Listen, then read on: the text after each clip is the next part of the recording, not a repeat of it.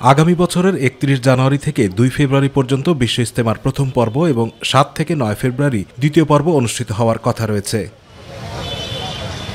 ইজতেমার দ্বিতীয় পর্বে মওলানা সাদকে বিশ্ব ইজতেমায় আনার অনুমতি চেয়ে মঙ্গলবার সকালে সাদপন্থীরা প্রধান উপদেষ্টার বাসভবনের উদ্দেশ্যে যাত্রা করেন। এ সময় পুলিশের বাধার মুখে পড়ে সড়কে অবস্থান নেন তারা। সাদপন্থীরা বলেন, তাদের এক দফা দাবি মওলানা সাদকে ইজতেমায় অংশগ্রহণ নিশ্চিত করতে হবে। মওলানা সাদের ইজতেমায় অংশগ্রহণ নিশ্চিত করতে হবে। এই দেশে হাজারো মানুষ মারা গিয়ে নতুন একটা অবস্থা দেশে তৈরি হলো, একটা ডেভেলপমেন্ট তৈরি হলো, মানুষের মধ্যে একটা জাগরণ আসলো। আর এই সরকারেরই উচ্চপদস্থ এবং গুরুত্বপূর্ণ উপদেষ্টা বললেন আগে যেভাবে চলেছে সেভাবেই চলবে। আমরা ভীষণ রকম হতাশ হলাম। আমরা চাই যে আমাদের আমির সাহেবের নামে যে নিষেধাজ্ঞা দিয়ে উনার ভিসা বন্ধ করে রাখা হয়েছে, ভিসা দিয়ে দেওয়া হোক। উনাকে কিভাবে আনতে হয় সেটা আমরা দেখব। আমরা উনার লক্ষ লক্ষ কোটি কোটি ফলোয়ার বাংলাদেশে আছি। আমরা কোনো অবস্থাতে উনাকে বাদ দিয়ে আর কোনো ইজতেমা হতে দিব না, আর আমরা ইজতেমা করব না।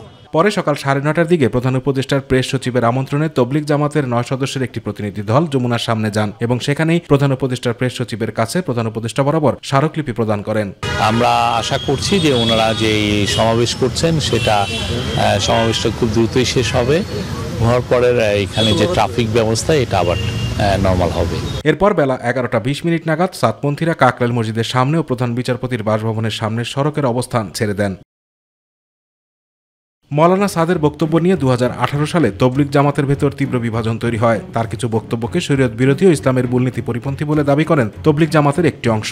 এর ফলে দেশে তবলিগ জামাতের 2 ভাগে বিভক্তি দেখা দেয়। এ দ্বন্দ্বের প্রেক্ষিতে সাদ বিরোধী অংশের চাপের মুখে তাকে বাংলাদেশে প্রবেশের অনুমতি দেয়া বন্ধ করা হয়। আতিকুর রহমান তিতাস, মাই টিভি।